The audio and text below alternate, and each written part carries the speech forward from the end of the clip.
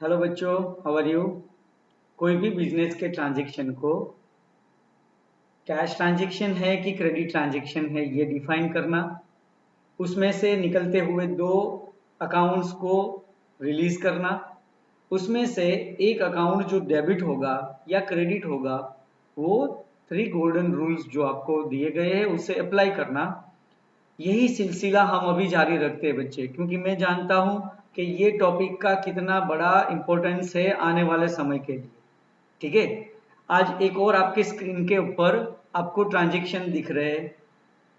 ध्यान से देखिए मेरे बच्चे इस ट्रांजैक्शन को। शायद आपको लगेगा कि सर ऐसे ट्रांजैक्शंस तो हमने सारे कर लिए। मेरे बच्चे कर लिए, लेकिन जब तक आपके दिमाग में आपकी लिखाई पे फ्लुएंसी नहीं आती तब तक हम आगे नहीं बढ़ने वाले हैं। समझ में आई मेरी बात।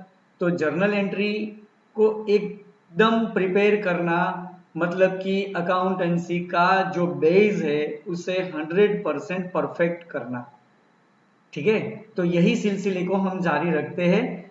आपको कोई एक बिजनेस के ट्रांजैक्शंस दिखाए गए हैं, जिसमें पहला ट्रांजैक्शन है मनोज के लिए, जो कि ओनर है बिजनेस का, राइट। और ओनर है इसीलिए वहां पे ए ट्रांजैक्शन दिया हुआ है आपको। Manoj started business with cash, with goods and with building. अब देखो मेरे बच्चे, लास्ट जो लेक्चर था उसमें मैंने आपको एक सम दिया था प्रैक्टिस करने के लिए। तो उसमें कई सारे स्टूडेंट्स को ये दिक्कत आया होगा कि सर उसमें पहले ट्रांजैक्शन में तो बोल दिया गया था कि स्टार्टेड बिजनेस विथ कैश, और फिर नीचे लिखा बिल्डिंग, लेकिन उसके बारे में कुछ नहीं बताया है ना। तो मेरे बच्चे, इसीलिए मैंने एक और यहाँ पे ट्रांजैक्शन लगा दिया कि जिससे मैं आपको ये चीज समझा सकूं। अब देखो होता क्या है बेटा, कि जब मैं कोई बिजनेस स्टार्ट करता हूं तो क्या मैं सिर्फ कैश लेके आकर ही बिजनेस स्टार्ट कर दूंगा? नहीं ना। ये भी तो हो सकता है कि मेरे पास बिल्डिंग पड़ा हुआ है तो मैं रेंट नहीं चुकाऊंगा या मैं कोई नया बिल्डिंग नहीं खरीदूंगा। तो इसका मतलब क्या हुआ कि मैं कैश भी लेके आ रहा हूं, साथ साथ में कोई एसेट्स भी लेके आ रहा हूं। समझ में आई मेरी बात। अब यहां पे क्या होता है कि मनोज ने जो बिजनेस स्टार्ट किया, तो वो बिजनेस के अंदर वो बंदा कैश तो लेके आया ही आया, लेकिन साथ साथ में गुड्स भी लेके आया और साथ साथ में बिल्डिंग भी लेके आया। अब आप बोलोगे कि सर बिल्डिंग तो समझ में आ गया कि चलो मेरे पास बिल्डिंग एक पड़ा था, उसके अंदर ही मैंने अपना बिजनेस सेटअप कर लिया, लेकिन ये गुड्स वाला क्या चक्कर है? अब देखो बच्चे, बिजनेस जब बात आती है ना, तो क्या होता है कि कंटिन्यूटी होना जरूरी होता है। मतलब कि मैंने कोई एक फ्लैट खरीदा, इन्वेस्ट किया उसमें, अब मैं सोच रहा हूं कि ये फ्लैट को जब 10 लाख का फ्लैट है और जब 15 लाख रुपए आ जाएगा तो वो 15 लाख रुपीज में वो मैं फ्लैट को बेच दूंगा। तो क्या वो मेरा बिजनेस हुआ? नहीं भाई, ये तो सिंगल टाइम है, मतलब ये कंटिन्यूटी नहीं है। बिजनेस किसे बोला जाता है मेरे बच्चे, कि जो कंटिन्यू प्रोसेस है। एक बार कोई ट्रांजैक्शन कर दिया तो उसको बिजनेस का ट्रांजैक्शन इसीलिए नहीं बोलते हैं क्योंकि वो कंटिन्यूटी बेस पे नहीं है। समझ में आई मेरी बात बच्चे आप लोगों को? तो यहां पे क्या हुआ बेटा, कि मनोज ने कैश भी लेके आया, बिल्डिंग भी लेके आया, लेकिन साथ साथ में गुड्स भी लेके आया। अब ये गुड्स कहां से लेके आया होगा? तो ये भी हो सकता है कि भाई मैं घर पे बैठकर छोटा मोटा बिजनेस कर रहा था, मतलब कि छोटा मोटा व्यापार कर रहा था, मेरे पास थोड़ा बहुत गुड्स है, अब मैं उसे प्रोफेशनल बेसिस पे कन्वर्ट कर रहा हूं, इसीलिए गुड्स यहां पे 1 लाख रुपीज का जो है वो मनोज साथ में ही लेके आया। अच्छा, ऐसा भी हो सकता है कि भाई मेरा और आपका एक कंबाइंड बिजनेस था, पार्टनरशिप फॉर्म जिसे बोला जाता है, जो टॉपिक आपको 12th स्टैंडर्ड में पढ़ना है। ठीक है। लेकिन अभी के लिए मान लो कि पार्टनरशिप फॉर्म थी हमारी और आप दोनों की, है ना। दोनों साथ में बिजनेस करते थे, लेकिन डिस्प्यूट हो गया। मैं बोलने लगा कि भाई तेरे साथ अब बिजनेस करना ही नहीं है, आपने बोला चल निकल। तो मैं अपना जो भी सामान था वो लेकर निकल गया। अब मैं क्या करूंगा? सेपरेट बिजनेस करूंगा, मैं अकेला बिजनेस करूंगा, तो वहां से हम दोनों के बिजनेस में से जो गुड्स मेरे हाथ में आया होगा उसी से तो मैं शुरुआत करूंगा। आप समझ रहे हो ना बच्चे मेरी बात को? तो जब कभी भी बच्चे कोई भी ओनर अपना बिजनेस स्टार्टअप करने के टाइम पे वो कैश लेके आए या फिर वो गुड्स लेके आए या फिर वो कैपिटल लेके आए, सॉरी बिल्डिंग लेके आए, कुछ भी लेके आए, काउंट तो कैपिटल में ही होगा। मतलब आप यहाँ पे ऐसा बोल सकते हो कि मनोज ने कैश 2,30,000, गुड्स 1 लाख और बिल्डिंग 2 लाख रुपीज से, मतलब कि टोटल 5,30,000 रुपीज से अपनी कैपिटल एम्प्लॉय करके नया बिजनेस चालू किया। समझ में आई मेरे बच्चे बात? तो यहाँ पे पार्टनर सॉरी ओनर का मतलब कि मनोज का कैपिटल कितना हो जाएगा? 5,30,000 रुपीज का कैपिटल हो जाएगा।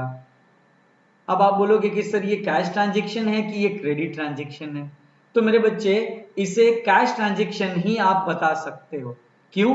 क्योंकि यहाँ पे कैश अमाउंट आ रही है, लेकिन जब गुड्स की और बिजनेस की बात आई, मतलब बिल्डिंग की बात आई, तो उसे आप क्रेडिट ट्रांजेक्शन भी बोल सकते हो। लेकिन यदि आपको इस तरह से कोई भी क्वेश्चन में एक ट्रांजेक्शन पूछा जाए तो आप वो ट्रांजेक्शन को कैश ट्रांजेक्शन बताकर सभी अकाउंट को साथ में लिख सकते हो। किस तरह से? तो कि भाई देखो, first transaction, Manoj started business with cash. Okay, अब मनोज ने बिजनेस स्टार्टेड किया तो मैं ये बता रहा हूं कि ये ट्रांजेक्शन कैश ट्रांजेक्शन है।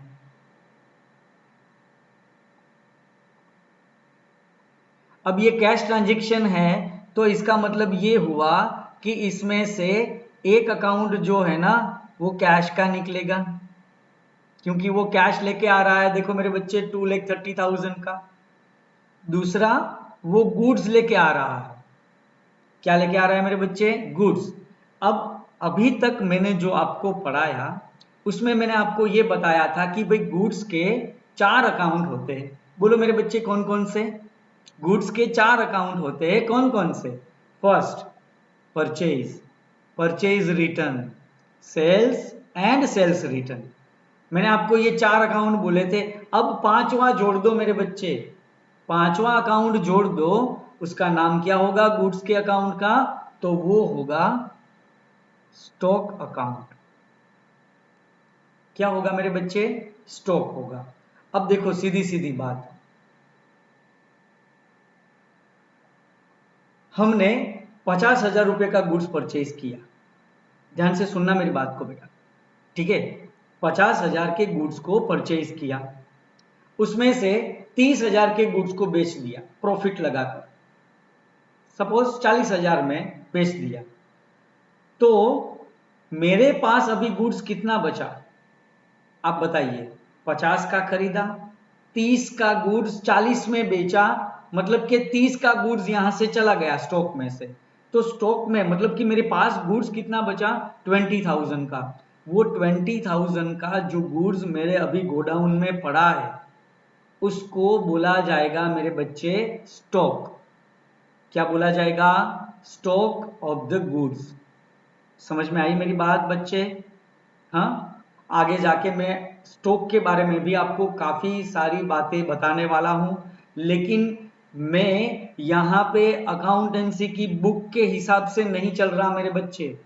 बुक में पहले थियरी दी हुई है, फिर सारी डिटेल दी हुई है, फिर उसके बाद में काफ़ी सारे कॉन्सेप्ट, काफ़ी सारे इक्वेशंस, काफ़ी सारे पॉइंट्स दिए हुए हैं। लेकिन मेरे बच्चे, मैं आपको एक बार प्रॉमिस कर चुका हूं कि मैं आपको रट्टा नहीं लगाने दूंगा और ना ही आपको रट्टा लगाना है मेरे बच्चे, ठीक है? हमें हर एक बात को सीखना है, विद प्रैक्टिकल एग्जाम्पल सीखना है। जैसे आपको गुड्स के 4 अकाउंट मैंने बताए थे, उसी टाइम पे मैं 5वां बता सकता था, लेकिन क्या होता कि जब तक वो अकाउंट का नाम आपके ट्रांजैक्शन में नहीं आता तब तक वो अकाउंट के बारे में सीखना पॉसिबल नहीं है। क्योंकि मैं जो आपको सिखाऊंगा ना वो प्रॉपर प्रैक्टिकल सेशन से ही, प्रैक्टिकल वे से ही मैं आपको समझाऊंगा। समझ में आई मेरे बच्चे बात? हाँ, तो यहाँ पे जो गुड्स लेके आया वो अभी के लिए हमारा क्या बन जाएगा मेरे बच्चे? स्टॉक बन जाएगा। अब देखो 1 लाख रुपए का स्टॉक बंदा लेके आया, मतलब कि हमारे पास अभी गुड्स कितना पड़ा है? 1 लाख रुपीस का। मान लो उसमें से 30,000 का हमने सेल कर दिया, अभी कितना पड़ा? 70,000 का स्टॉक हो गया मेरे बच्चे। फिर मैंने 50,000 का गुड्स परचेज किया तो वो स्टॉक हो गया मेरा 1,20,000 का। मतलब क्या हुआ बच्चे कि ये जो स्टॉक है ना वो जैसे जैसे आप परचेज और सेल्स के ट्रांजैक्शन करते जाओगे वैसे वैसे अपर डाउन अपर डाउन अपर डाउन होता जाएगा। तो कहना इसे कि ये जो स्टॉक है वो करंट एसेट्स होगा। जैसे बच्चे कैश में हो रहा था, आप ट्रांजैक्शन करोगे कैश अप डाउन होता जाएगा, हाँ कि ना? तो सेम एज वे मेरे बच्चे यहाँ पे स्टॉक भी हर परचेज हर सेल्स के साथ भी अप एंड डाउन होता चला जाएगा। समझ में आ रही है मेरे बच्चे बात आपको?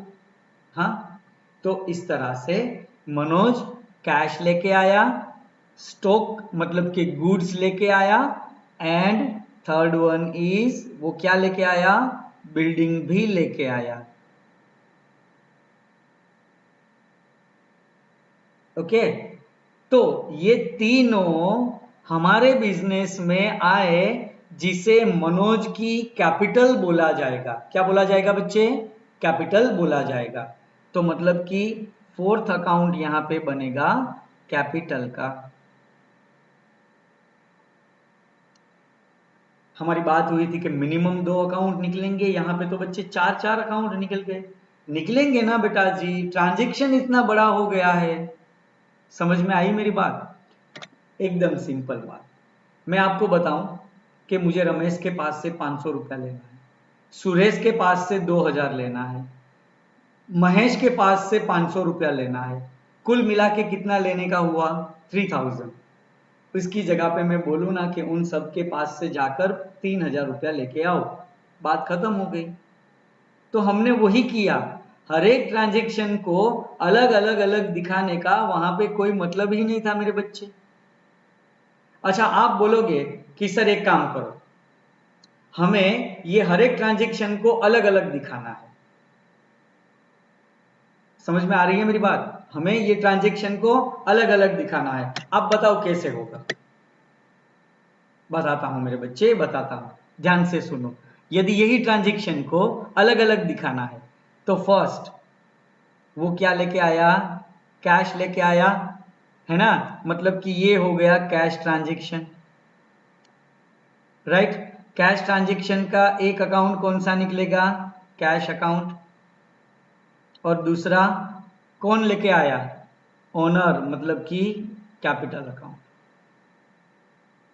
दूसरा वो क्या लेके आया बच्चे? स्टॉक लेके आया, मतलब कि गुड्स लेके आया।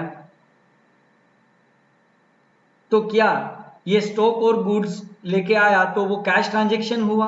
क्या पैसा उसमें आया गया? हाँ, नहीं ना।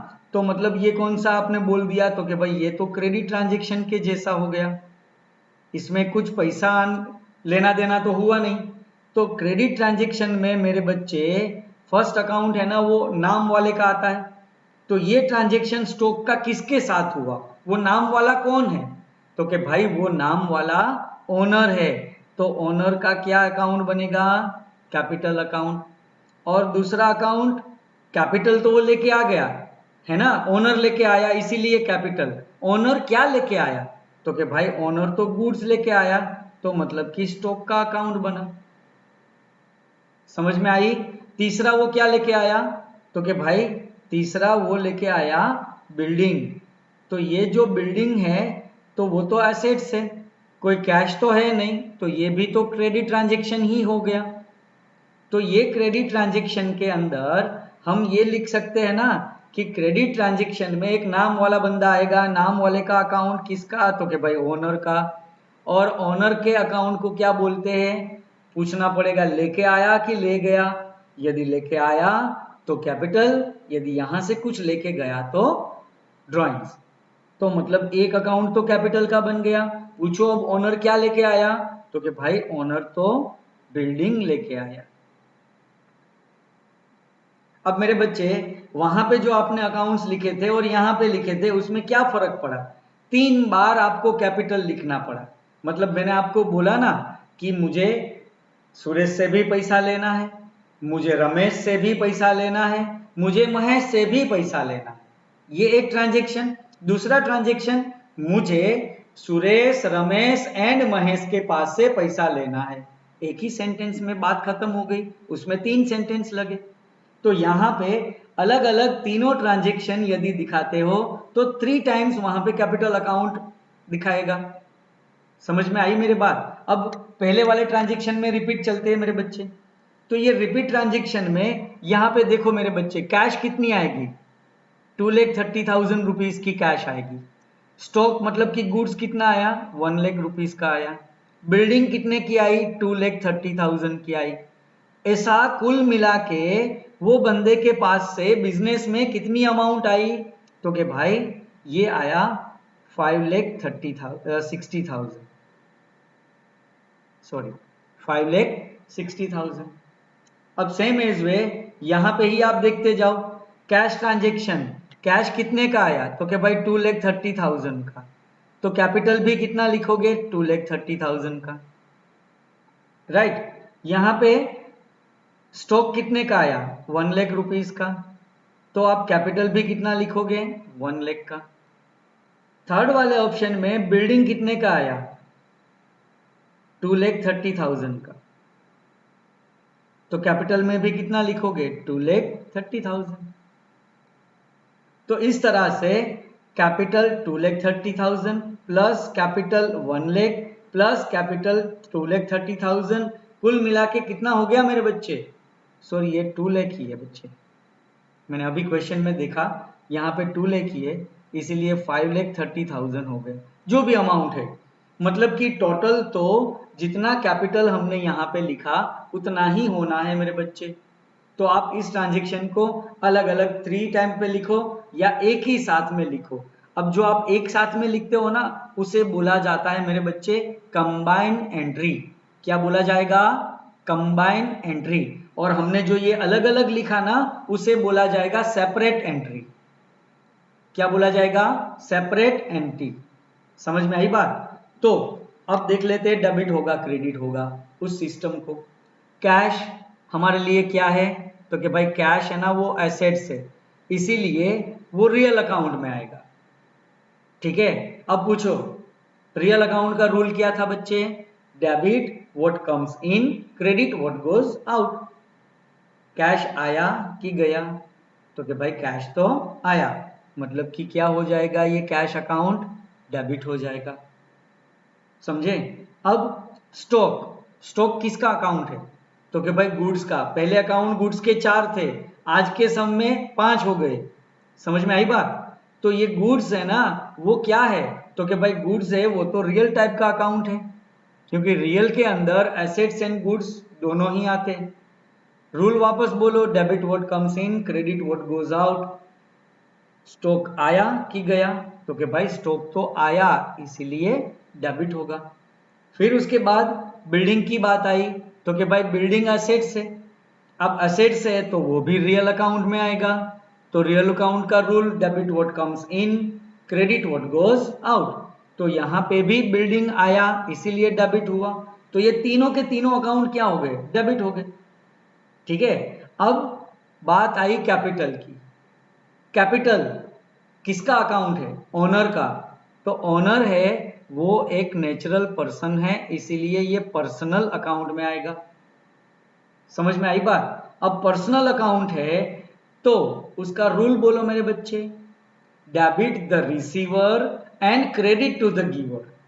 ये जो सारा सामान आपके पास आया वो किसने दिया, ओनर ने दिया, मतलब कि ओनर इज अ गिवर।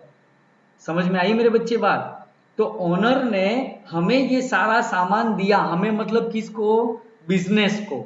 हम किसके पॉइंट ऑफ व्यू से देखते हैं मेरे बच्चे, बिजनेस के पॉइंट ऑफ व्यू से। समझ रहे हो ना मेरी बात को बच्चे? हाँ, तो इस तरह से बेटा यहाँ पे गिवर के वजह से गिवर का अकाउंट क्या हो जाएगा, क्रेडिट हो जाएगा। अब मैंने आपको पहले ही बताया था बेटा कि कोई भी ट्रांजैक्शन के अंदर जितने अकाउंट डेबिट होंगे और उसकी जो अमाउंट होगी उतनी ही अमाउंट है ना वो क्रेडिट की होगी। मतलब कि डेबिट अमाउंट और credit amount which is always equal, हमेशा वो क्या होता है मेरे बच्चे, इक्वल होता है। मतलब यहाँ पे 2,30,000 1 लाख 2 लाख मतलब टोटल 5,30,000 डेबिट हुआ तो सामने 5,30,000 क्रेडिट हो गया। समझ में आई मेरे बच्चे बात? अब सेम यदि आपने सेपरेट एंट्री की हुई है तो सेपरेट में आपको हर एक का अलग अलग रूल लिखना पड़ता। जैसे कैश मतलब कि रियल, कैश आया कि गया तो के आया डेबिट। कैपिटल है वो ओनर का अकाउंट मतलब कि पर्सनल टाइप का account, debit the receiver, credit to the giver, owner giver है इसीलिए क्रेडिट। तो अब इसका मतलब ये हुआ कि जहां जहां पे कैपिटल अकाउंट आएगा वहां वहां पे ओनर गिवर ही होगा। बोलो हाँ मेरे बच्चे। और जहां जहां पे ड्राइंग्स का अकाउंट आएगा वहां पे ड्राइंग्स अकाउंट क्या होगा, डेबिट होगा। क्योंकि गिवर और रिसीवर ये रूल तो सेम रहने वाला है मेरे बच्चे।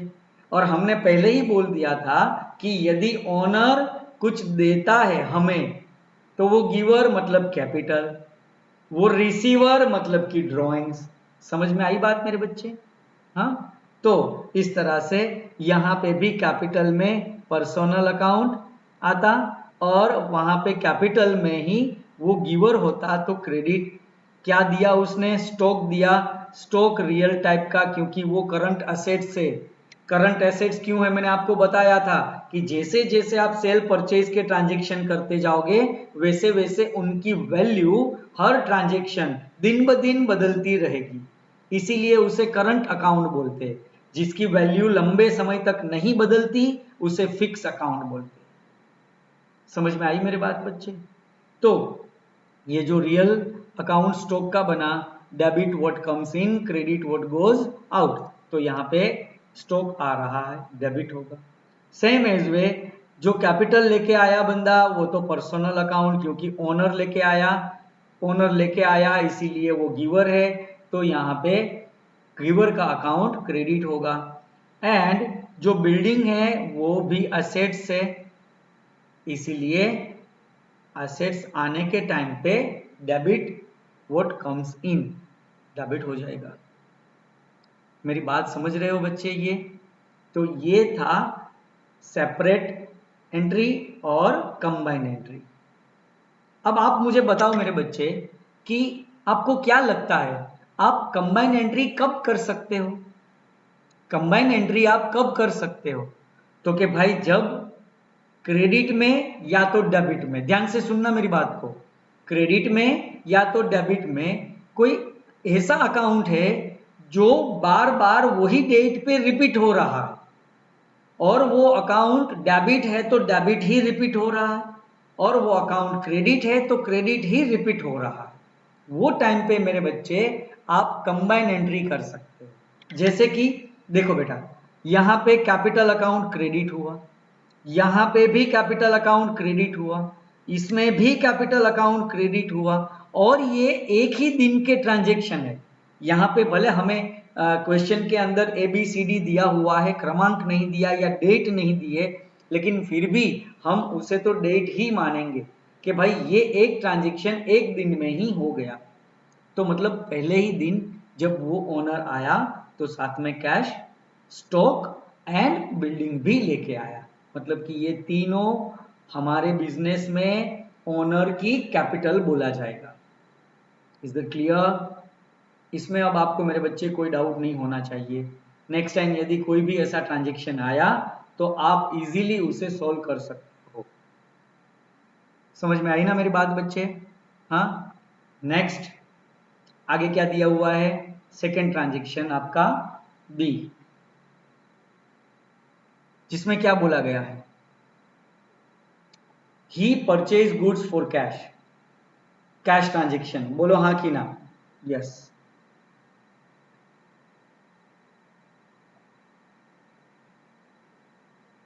कैश ट्रांजेक्शन है ये।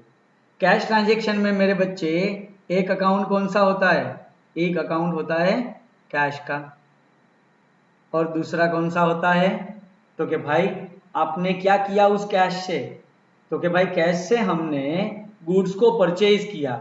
अब मेरे बच्चे गुड्स के कितने अकाउंट हो गए, 5, purchase, purchase return, sales, sales return, stock. समझ में आई ना मेरी बात बच्चे। तो यहाँ पे सेकेंड गुड्स के लिए कौन सा अकाउंट आएगा, क्या हुआ गुड्स के साथ, तो कि भाई गुड्स को परचेज किया गया, मतलब कि परचेज अकाउंट। गॉट इट मेरे बच्चे, समझ में आ रहा है आपको। हाँ जी, कैश है वो असेट्स है, हमारी करंट असेट्स, इसीलिए वो कौन से टाइप का अकाउंट हुआ, रियल टाइप का। Debit what comes in, credit what goes out. तो यहाँ पे क्या हो जाएगा, कैश डेबिट हो जाएगा, बराबर ना। क्या हाँ नहीं होगा डेबिट, तो फिर क्या होगा, तो कि भाई परचेज करने के टाइम पे कैश जा रहा है, मतलब कि वो डेबिट नहीं होगा, क्या होगा मेरे बच्चे, क्रेडिट होगा। गलती मत करना, समझ में आ रही है मेरी बात। हाँ, next purchase account, stock purchase, purchase return, sales, sales return, ये सारे के सारे अकाउंट गुड्स के हैं। गुड्स मतलब कि रियल टाइप का हो गया। Debit what comes in, credit what goes out, purchase कर रहे हो, गुड्स आ रहा है, आएगा तो डेबिट होगा। समझ में आ रही है बात मेरे बच्चे। Next transaction C, he sold goods costing ₹20,000 for ₹35,000। अब कितने की कॉस्टिंग है अभी उससे हमें कोई लेना देना नहीं है, अभी हमें उससे कोई लेना देना नहीं है, हमें कितने में बेचा उससे लेना देना है। अब आप बोलोगे कि सर ये 15,000 के प्रॉफिट को हम कहाँ बताएंगे, धीरज रखो मेरे बच्चे, वो टाइम भी आएगा। अभी के लिए आपको उसके बारे में नहीं सोचना है, क्योंकि जर्नल एंट्री के अंदर कभी प्रॉफिट नहीं निकलता। हमारे बच्चे ये पूरे चैप्टर में जर्नल एंट्री जब तक खत्म हो नहीं जाएगा तब तक आपको प्रॉफिट निकालना सीखना नहीं है। प्रॉफिट हमेशा at the end of the year बनता है। मतलब क्या हुआ, मतलब ये बच्चे कि आप डेली बेसिस पे ट्रांजेक्शन लिखो, मंथली बेसिस पे ट्रांजेक्शन लिखो, क्वार्टरली बेसिस पे ट्रांजेक्शन लिखो, पूरे साल के ट्रांजेक्शन लिखो। अब वो पूरे साल के ट्रांजेक्शन इकट्ठा होने के बाद at the end of the year, मतलब कि फाइनेंशियल ईयर हमारा कंप्लीट होता है 31 मार्च को बेटा, according to income tax department. हाँ, 31 मार्च को हमेशा ईयर कंप्लीट होता है, और वो अप्रैल से लेकर मार्च तक के सारे ट्रांजेक्शन को मिला जुला कर फिर प्रॉफिट निकाला जाता है। तो यहाँ पे ये एक ट्रांजेक्शन में प्रॉफिट के बारे में मेरे बच्चे मत सोचना। समझ में आई मेरी बात। हाँ, क्योंकि प्रॉफिट जो वर्ड है ना वो भी बहुत बड़ा है मेरे बच्चे। तो हाल में अभी आप क्या सीख रहे हो उसके ऊपर ही फोकस करना। समझ में आई मेरी बात। तो वो 15,000 को अभी ध्यान में नहीं लेना है, आपको सिर्फ यही सोचना है कि ही sold goods worth ₹35,000, that's it. वो कितने का था वो हमें अभी जरूरत नहीं है, जब जरूरत आएगी तब मैं एक्सप्लेनेशन के साथ आपको बताऊंगा, अभी कंफ्यूज होने की कोई जरूरत नहीं है। एक बार और आप बोलोगे कि सर हमेशा आप सस्पेंस रख के छोड़ देते हो यार, ये मजा नहीं आया, आप समझाओ प्रॉफिट क्या है। अब मेरे बच्चे मैं आपको बोलूं, ध्यान से सुनना। पहले जर्नल एंट्री बनती है, उसके ऊपर से लेजर बनता है, लेजर की बैलेंस निकाल निकाल कर ट्रायल बैलेंस शीट बनाई जाती है, ट्रायल बैलेंस शीट के ऊपर से ट्रेडिंग अकाउंट बनाया जाता है, ट्रेडिंग अकाउंट के ऊपर से प्रॉफिट एंड लॉस अकाउंट बनाया जाता है, और वो प्रॉफिट एंड लॉस अकाउंट की जो बैलेंस निकलेगी उसे प्रॉफिट बोला जाएगा। बताओ क्या समझ में आया। अब आप एक के बाद एक के बाद, मतलब कि ये एक प्रॉफिट के क्वेश्चन को सॉल्व करने के लिए मुझे आपको बताना पड़ेगा कि जर्नल एंट्री क्या है, फिर लेजर क्या है, उसी की बैलेंस कैसे निकाली जाती है, फिर वो ट्रायल बैलेंस शीट में कैसे लिखा जाता है, फिर उसके ऊपर से ट्रेडिंग अकाउंट कैसे बनता है, देन आफ्टर प्रॉफिट कैसे निकलता है पीएनएल अकाउंट में। अरे मेरे बच्चे अभी के लिए छोड़ दो, मेरी बात मान लो, अभी जरूरत नहीं है। Is that clear? और मैंने जो बच्चे अभी आपको डिस्क्रिप्शन बताया ना, वो मतलब कि एक साथ 5-6 चैप्टर का कॉम्बिनेशन में बताया था। अब राजी, आगे बढ़ू मैं, आपकी परमिशन हो तो? हाँ, ओके गुड। तो यहां पे गुड सेल हुआ, किसको बेचा वो पता नहीं है, मतलब कि ये भी कौन सा हो गया, कैश ट्रांजेक्शन हो गया, है ना। कैश ट्रांजेक्शन हो गया, मतलब कि पहला कैश अकाउंट और दूसरा सेल्स अकाउंट। कैश है वो रियल है और जो सेल्स है वो भी रियल है। कैश आया कि गया, सीधा सीधा पूछते हैं ना। अब आपको पता ही है कि ये रियल अकाउंट है, तो मेरे बच्चे debit what comes in, credit what goes out, क्या जरूरत है, सीधा सीधा पूछो ना, आया कि गया, तो कि भाई कैश तो आया, डेबिट कर दो।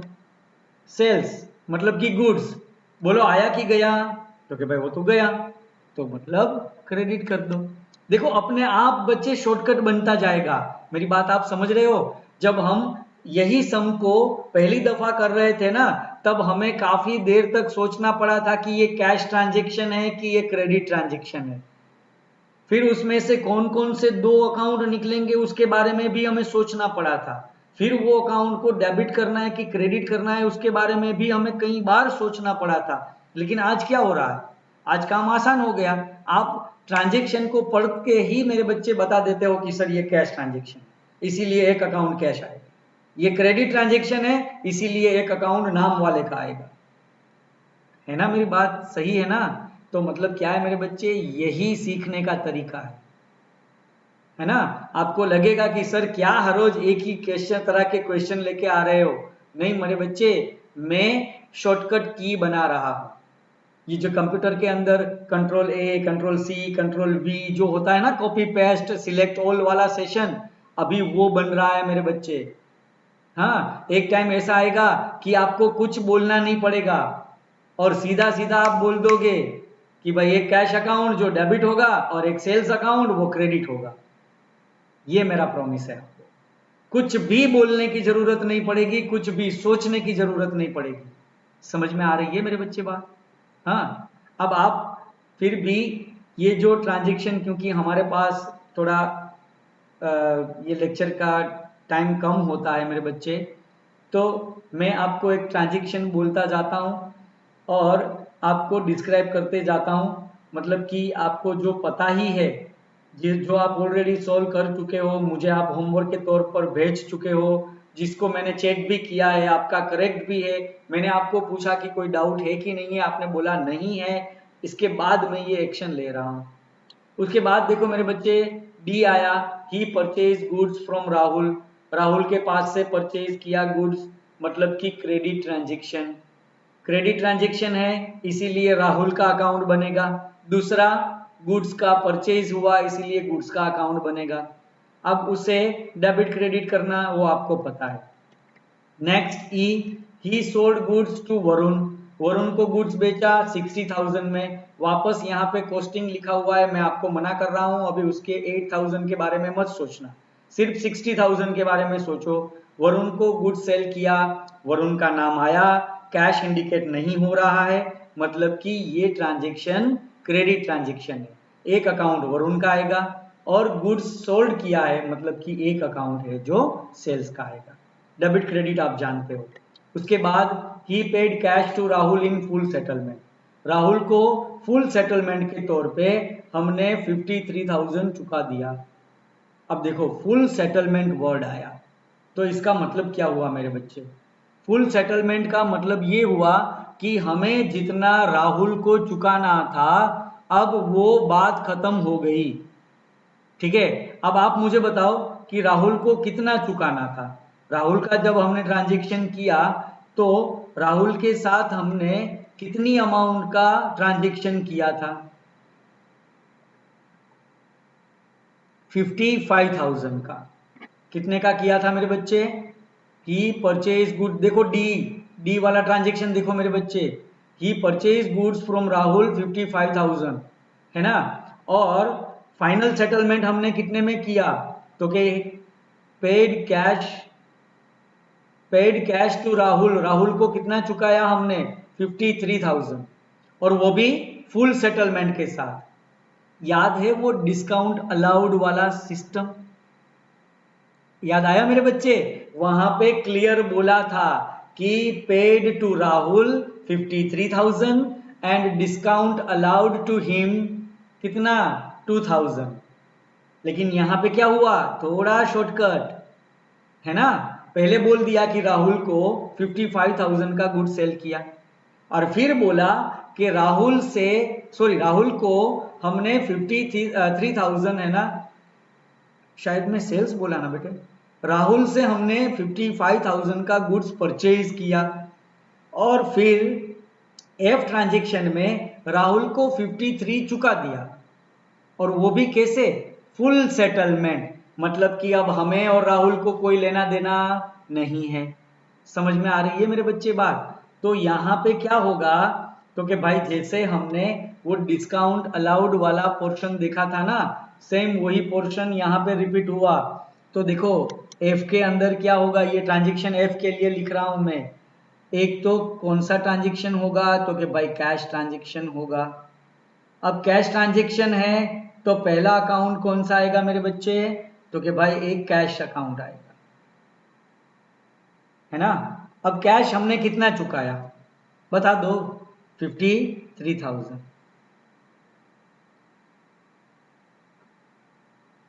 कितना नहीं चुकाया? तो कि 2,000। वो 2,000 अभी हमें फ्यूचर में चुकाना पड़ेगा? नहीं। क्यों? क्योंकि फुल सेटलमेंट हो गया, राहुल मान गया, है ना। तो मतलब वो क्या हो गया? Discount allowed account. कितने का डिस्काउंट हुआ? 2,000 का। समझ में आई बात? और इस तरह से राहुल का हिसाब किताब कंप्लीट हो गया। राहुल अकाउंट है ना, वो कितना आ जाएगा मेरे बच्चे? 55,000 का। जब हमने राहुल से परचेज किया था ना, तो राहुल का अकाउंट हमने क्रेडिट किया होगा। आप देख लेना, राहुल का अकाउंट क्या किया होगा? क्रेडिट किया होगा। अब यहां पे क्या होगा? कैश चुकाया, रियल अकाउंट क्या हो जाएगा? कैश आया कि गया?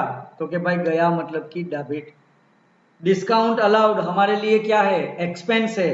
एक्सपेंस है मतलब कि ये हो गया नॉमिनल अकाउंट के टाइप का अकाउंट। नॉमिनल का रूल क्या है? एक्सपेंस है तो डेबिट करो, तो मतलब ये एक्सपेंस है इसीलिए डेबिट, करेक्ट। और लास्ट में ये हो गया पर्सनल अकाउंट। राहुल रिसीवर है कि गिवर?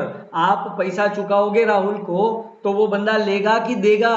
तो क्या ऑफ कोर्स वो रिसीवर है, तो रिसीवर का अकाउंट क्या होता है? Debit the receiver and credit to the giver.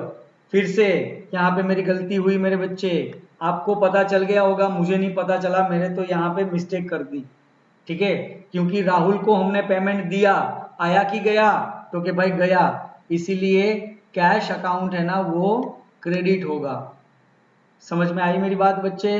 अब डिस्काउंट यहां पे चुकाने के टाइम पे क्या होता है? रिसीव होता है। डिस्काउंट क्या होता है मेरे बच्चे? रिसीव्ड होता है, क्योंकि पैसा चुकाने के टाइम पे अमाउंट मिलती है हमें। समझ में आई बात? थोड़ा इधर उधर हो गया, मेरे से बोलने में मिस्टेक हो गया, लेकिन आप लोग ध्यान रखना, पैसा चुकाने के टाइम पे मेरे बच्चे हमें डिस्काउंट मिलता है, और पैसा लेने के टाइम पे हमें डिस्काउंट देना पड़ता है। अब ऑब्वियस है ना बेटा, हमें कितना चुकाना था? 55,000। अब मैं जेब में 55,000 रुपीज लेके गया, बोला राहुल को यार ठीक लगाओ, ये लगाओ, वो उतने में दे रहा है, ये इतने में दे रहा है, हमारा इतना पुराना रिलेशन है, आप इतना नहीं रखोगे क्या? 2,000 का डिस्काउंट दे दो, ये लो 50,000 रखो। मान गया राहुल के ठीक है चलो, फुल सेटलमेंट कंप्लीट। तो वो 2000 रुपया हमें डिस्काउंट मिला कि हमने दिया? ऑफ कोर्स मिला। तो वो डिस्काउंट रिसीव्ड होगा, हमारी इनकम होगी, इसीलिए वो क्रेडिट होगा। और यहां पे राहुल को पैसा हमने दिया है ना, राहुल को हमने अमाउंट चुकाई। क्या गड़बड़ी हो रही है हर बार? ट्रांजेक्शन को फिर से लो। हमने कैश पेड टू राहुल, बराबर ना? Cash paid to Rahul, Rahul को हमने कैश पे किया, मतलब कि राहुल को हमने दिया। तो राहुल कौन हो गया? रिसीवर हुआ। मतलब रिसीवर का अकाउंट क्या होता है? डेबिट होता है। मैंने बच्चे पूरा ट्रांजैक्शन अमाउंट मिलने के जैसा लिख दिया था, गलती से हमने यहाँ पे कैश पेड किया है, इसीलिए मैंने वापस यहाँ पे दूसरी बार समझाने के लिए लिखा। Cash paid to Rahul, cash हमने चुका दिया। Is that clear? गुड। फिर नेक्स्ट ट्रांजैक्शन क्या है आगे? सैलरी पेड टू हिम, आपको पता है सैलरी का क्या करना है। वो received cash from Varun in full settlement, ये आपके लिए आज होमवर्क है। जैसे मैंने यहाँ पे राहुल के बारे में बताया, वैसे आपको मुझे सही सही, हाँ मेरी तरह ऐसे गड़बड़ी करके नहीं, सही सही वरुण के बारे में बताना है। रिसीव्ड फ्रॉम वरुण, याद रखना, रिसीव्ड फ्रॉम वरुण, ठीक है।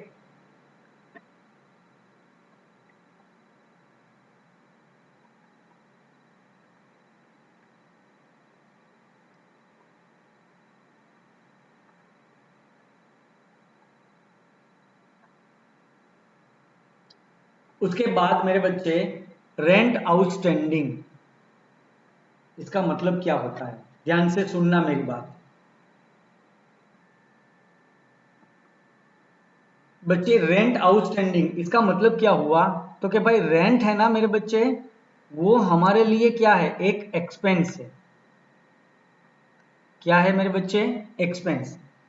यदि आप एक्सपेंस को टाइम पे नहीं चुकाते हो, एक्सपेंस को आप टाइम पे नहीं चुकाते हो, मतलब कि मान लो कि जुलाई मंथ का जो रेंट है वो आपने 31 जुलाई तक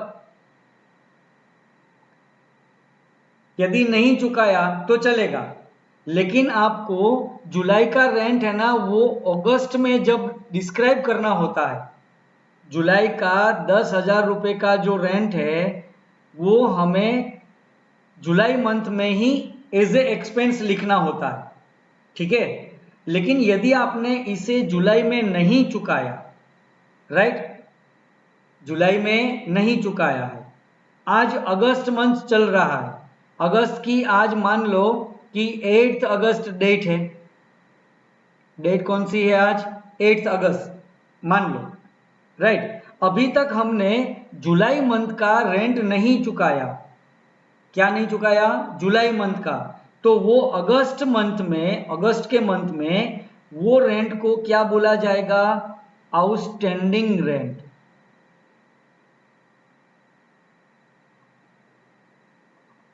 क्या बोला जाएगा मेरे बच्चे? Outstanding rent. आउटस्टैंडिंग मतलब कि चुकाना बाकी। समझ में आई मेरी बात? तो एक्सपेंस यदि चुका दिया तो एक्सपेंस, यदि नहीं चुकाया तो आउटस्टैंडिंग। ये आउटस्टैंडिंग जो होता है ना, उसके लिए एक प्रॉपर अकाउंटिंग वर्ड बनाया गया है मेरे बच्चे, जिसे बोला जाता है लायबिलिटी।